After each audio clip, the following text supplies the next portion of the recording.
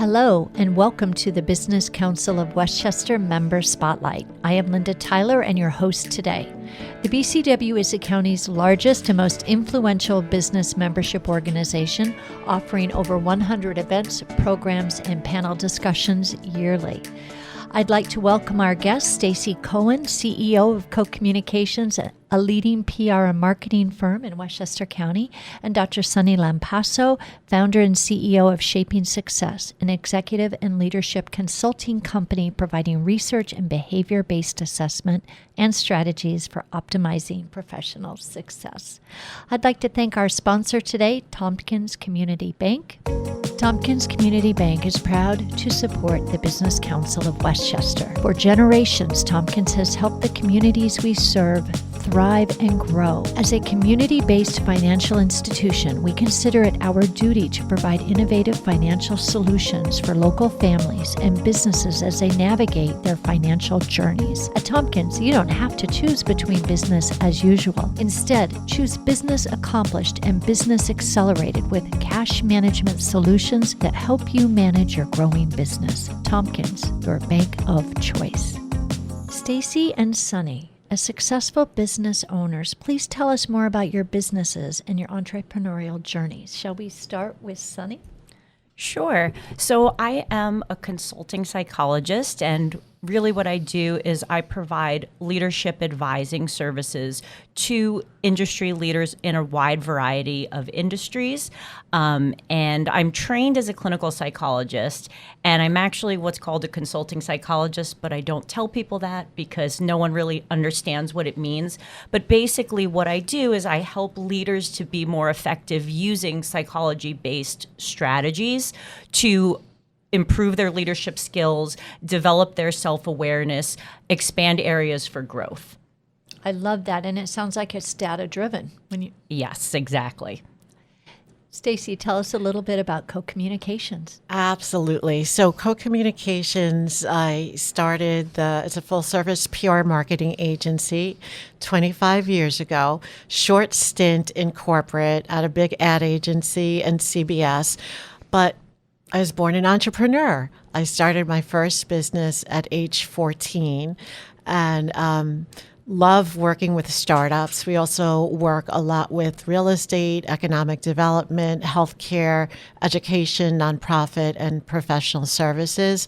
And Westchester is my home and also my business home. And I'm so happy to be here. Thanks for inviting me. My pleasure. And you both have really successful, thriving businesses that help, businesses, brand awareness, making their businesses better known and well known, and then helping leaders so that they can really drive their companies to success. Speaking of which, you've both recently written two very interesting books, and let's talk a little bit about that. Sunny, your book, Level Up Your Influence, a self-awareness guide to maximizing your growth and unlocking your inner leader, covers some great topics: the power of listening, self-awareness, emotional intelligence, just to scratch the surface. So let's talk a little bit more and also talk about your success stories. You mentioned that in the book too. Sure. So really the reason behind writing this book was to further expand my impact and influence as a leader and to really reach more people. I understand that consulting services and executive coaching aren't accessible to everyone. So really expanding my impact through writing this book, having it reach more people to help them to understand that anyone who is a leader, who wants to become a leader, who wants to be a more effective leader, can implement these psychology-based tools that I talk about in the book to have more of an influence and impact on those that they lead and create organizations where people are also happier.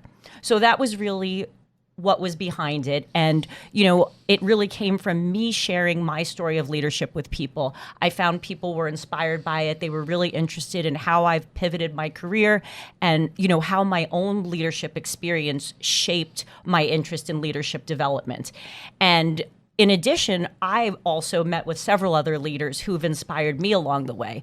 So I wanted to really let them shine, and a few of them are also Business Council members, and really help them to share their stories and what strategies have helped them to be successful and expand their influence in their communities, in their business, with developing new businesses, and really just thinking outside of the box.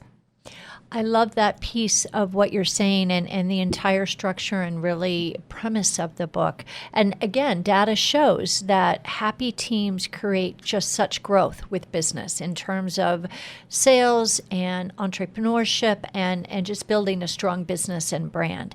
And Stacy, let's talk a little bit about your book, Brand Up 2. It's geared for young business professionals, but any business professional at any stage in their career. Networking, interviewing skills, salary negotiation tactics, to name a few. Please elaborate and share more with us. Absolutely. And first of all, what a great match with Sunny. I love Yes. it because next book we'll write together. How's that? I'm in. Okay. I'm we're already done. on your list. I Okay, can't wait to read great. it. Seriously, we need to have a separate conversation. So in any case, Brand Up 2.0 is, it doesn't really matter what stage of life you're in or whether you're looking for a promotion or a new job or you're launching a business. Everyone needs to know how to answer the $1 million question. And I see you're like, okay, what's the $1 million question? It is why choose you, right? So to get to the top of the decision maker's pile, we all need to make sure that we're demonstrating our value to whoever that decision maker is. And that's really the crux of the book in terms of the first step is discovery. And, discovering what is your superpower, what is your value, and then we go through 2 additional stages. The second stage is development, which is developing your marketing assets because we all need to market ourselves. And then the third is delivery of you. So we all have to become our own news channel. I love that. And I've heard people say, and I think you can both address it, they'll say, oh, but I have such a hard time promoting myself. How do you get people in that mindset to say you are your biggest cheerleader and your biggest advocate? How do you do that? It's so true. I want everyone to know, and Sunny, I know you'll agree. So personal branding is not this narcissistic thing. It's, there's a bad connotation, and a lot of people think of like Kim Kardashian. But in reality, it's not about me, me, me. It's like, what is the value of you? What do you bring to others? Why do they want to work with you? And again, everyone has a personal brand. It's positive, negative, or neutral. And again, this is just someone's perception of you when they see you both online and offline. And I will just jump in on that because I couldn't agree more with what you're saying. And in my book, I actually talk about for leaders how important it is to get in touch with your own values. It's part of the 4 square model that I talk about.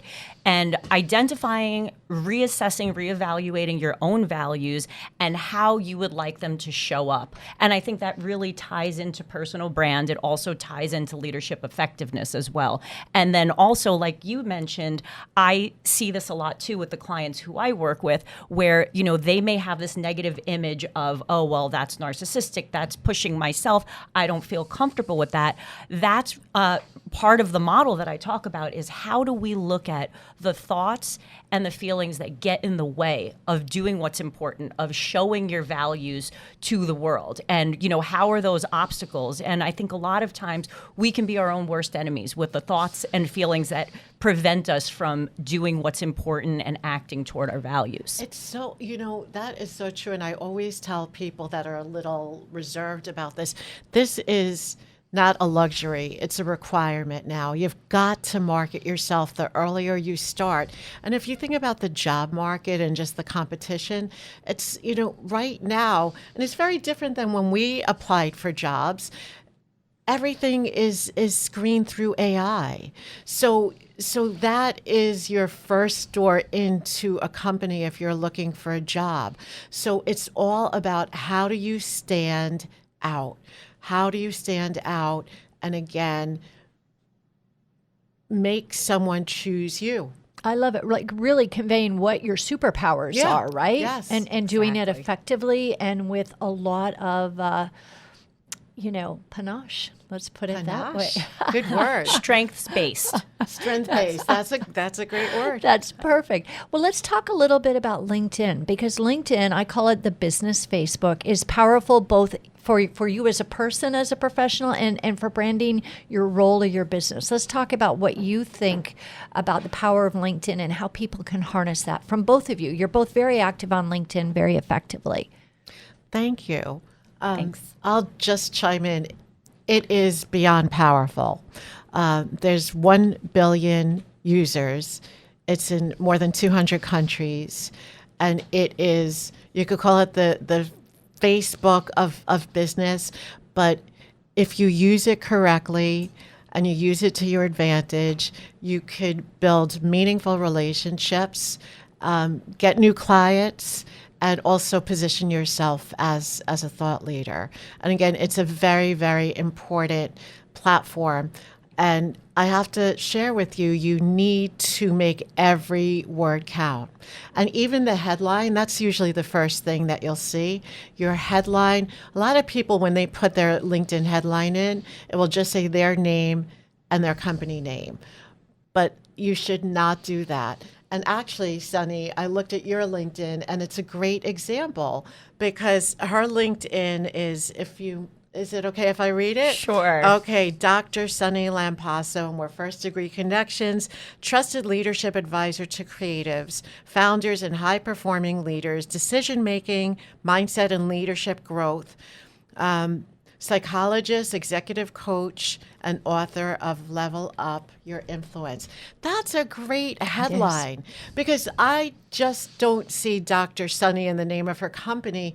In 200 characters or less, I get the sense of her expertise and her leadership skills. So well done. I appreciate that. It took a lot to get to this. I'm I always bet, updating. I bet. Well, tell us a little bit about your LinkedIn journey and how you're using it effectively for yourself, for your clients, for your business. Sure. I think I agree with what Stacey's saying, that LinkedIn is a very powerful tool for showing who you are to the world, right? And conveying your values to them, and also the value that you could bring in terms of your business. So really, one of the pieces to my LinkedIn, and it's always been this way, it's really important for me, just as I do in my book, to really lift other people up and to help other people shine as well. And that's, that's part of who I am. That's part of what I do business-wise and personally. So it's really important for me to convey that on LinkedIn. So I really do focus on that. And then for me, working with startup founders and working with creatives and working a lot in the music industry, it's a little bit of a different niche than the generalist that I've been in terms of consulting and executive coaching and hedge funds and law firms and nonprofits. So really what I've tried to actively do on my LinkedIn is to make that connection between what I'm doing in the music industry and similarities between the struggles of founders and some of the music industry professionals that I work with. So I've been really trying to make that connection, and that's really what I've focused on. But I really think the engagement piece and getting people to know who you are has been very successful on LinkedIn. I mean, people approach me at events and say, oh, I saw this post and I don't know who they are. So I really think that it is a great platform to show what you stand for, what you care about, and also, to display your business. I absolutely love that. And I think for all of us, I'm on LinkedIn at least once a day, right? I'm checking it regularly. So it is a really great, powerful tool for showcasing yourself and your business. And that dovetails, I think, well into my next question. And that's really to talk for a few minutes about what motivated you and inspired you to write your books and to choose the topics you chose.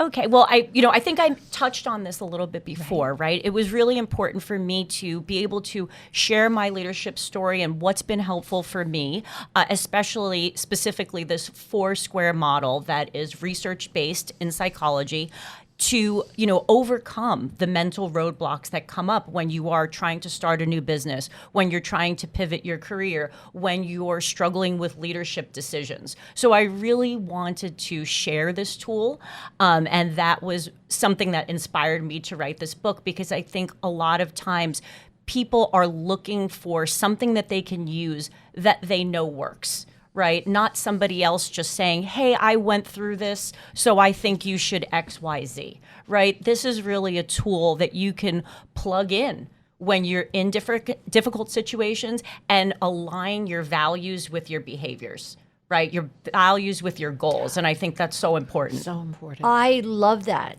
because I think people forget that. You know, your values, your behaviors really reflect your values, so you want them to be interchangeable. Right, exactly. I love that. And Stacy, what about you? What are your thoughts? My story is a little bit different, but my older daughter was in high school, a very competitive high school in Westchester, and just about to start college admissions. A lot of the kids had 4.2 GPAs, 10 valedictorians a year. And that's when I had an epiphany. I was like, wow, you really need to start marketing yourself young. And so I wrote a Huffington Post article because I wanted to see if there were any schools that were teaching digital leadership, personal branding, and how to put your best self forward. And I found a private school in Florida, and he's actually a co-author of the first book. That post went viral. And then I did a TEDx talk shortly after that, and then it was just a natural outlet for the first book to be born. I love, and I think there's probably a book 3 somewhere in the pipeline, not too far away. Yet. Well, not just yet. Our book. Yes, our book. I see something here. I see some great But synergies. that's also, I think, part of personal branding is also creating these great collaborations.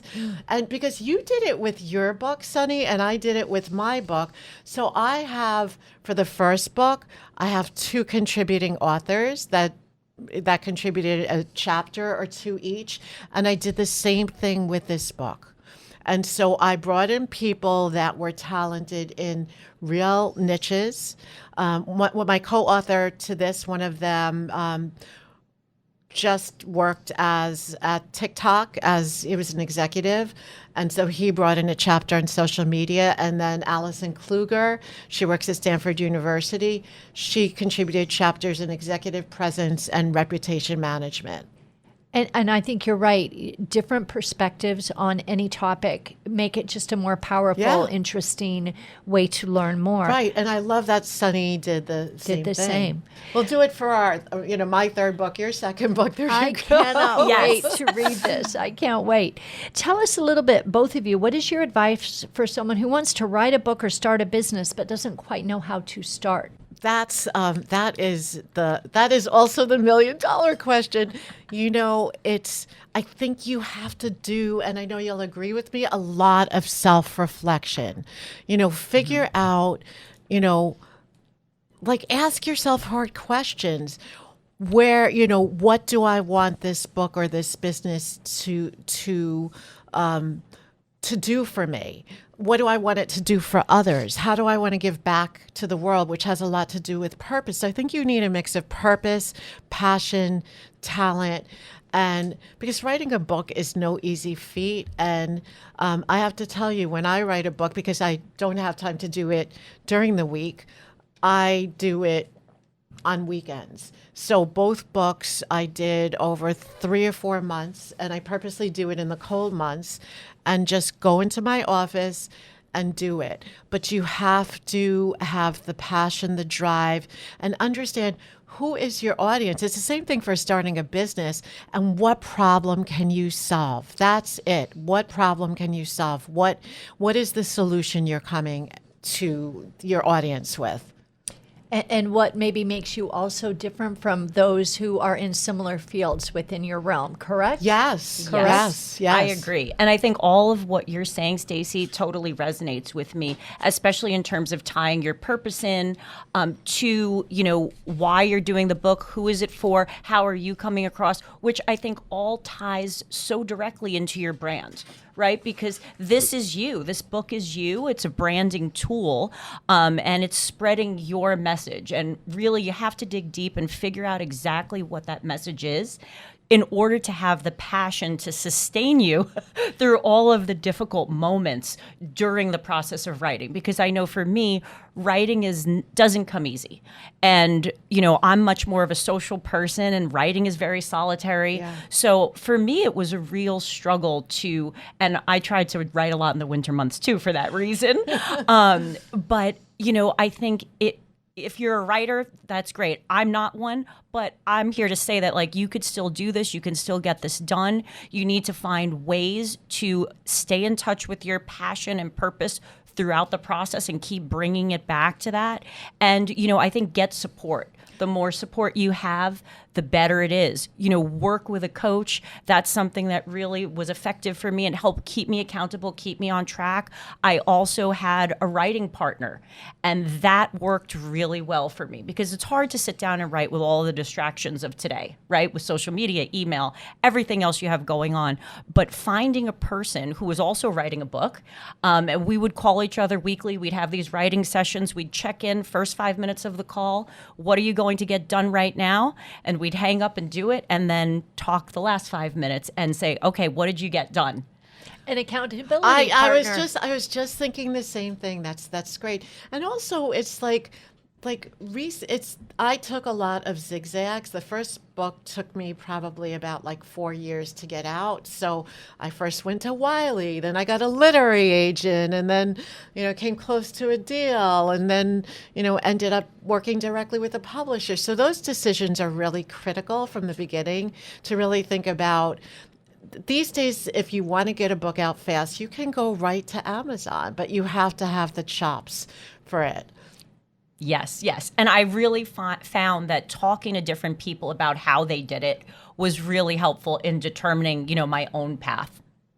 That all makes a lot of sense. And what I'm also hearing is, if there are little roadblocks or, the challenges keep going, right? You've got this focus and this idea and this vision, and the two of you are great examples of how successfully and well this can go. And I'd love, before we finish this great conversation, to talk about, some advice or any actionable steps you can share with our listeners today regarding their personal brands and their professional brands and what they can do to strengthen those. What are some advice? I mean, you two are the real talent here regarding that. You both do it so well. What advice do you have? Well, there's two things that I want to share, but I know you're going to share with me on the first one. And I actually have a section in both books on this, having a growth mindset, right? Because, and describe, if you want to achieve success and however you define it, you must have a positive can-do mindset. Because like you said, there's going to be setbacks, there's going to be obstacles. This whole book adventure, I've probably failed more than I've succeeded. But at the same time, just push through it and just know that you're going to do it. And I live my life that way. I've raised my kids, my staff in my office. I always tell them I don't want them to be problem spotters. I want them to be problem solvers, right? It's very easy to whine about a problem, but get to action, figure it out. I love that. Absolutely. I completely agree, Stacey. We're on the same page. Yes, knew it. Absolutely. So having a growth mindset is key. And I think also for most of us, also recognizing that there will be thoughts related to self-doubt and fear of putting yourself out there, anxious thoughts that come up during this process, especially when your book is being published. It's a lot. But really learning how to allow those thoughts to be there. You can't necessarily stop them from coming, but you can allow them to be there and still keep going, right? And still take values-based committed action toward your goal of writing a book or whatever the goal may be. Thank you both for sharing your time and your expertise and your knowledge and your stories. There's just been a lot that we've had the chance to address today, and I am thrilled for both of you and your success for your books and your businesses. And I'd like to take a moment and thank our sponsor, Tompkins Community Bank, once again for sharing your support with us here today. If you'd like to learn more about membership, please go to thebcw.org. Be sure to check out the BCW Podcast Network's expansive lineup of shows: Leadership Unleashed, What's Trending, Advocacy and Politics Unplugged, The Member Spotlight, and Nonprofit Voices of Impact. The Business Council of Westchester is the county's largest business membership organization focusing on economic development and advocacy. With over 1,100 members, it is our mission to work for the profitability of our members and the prosperity of the Westchester community. To learn more, go to thebcw.org.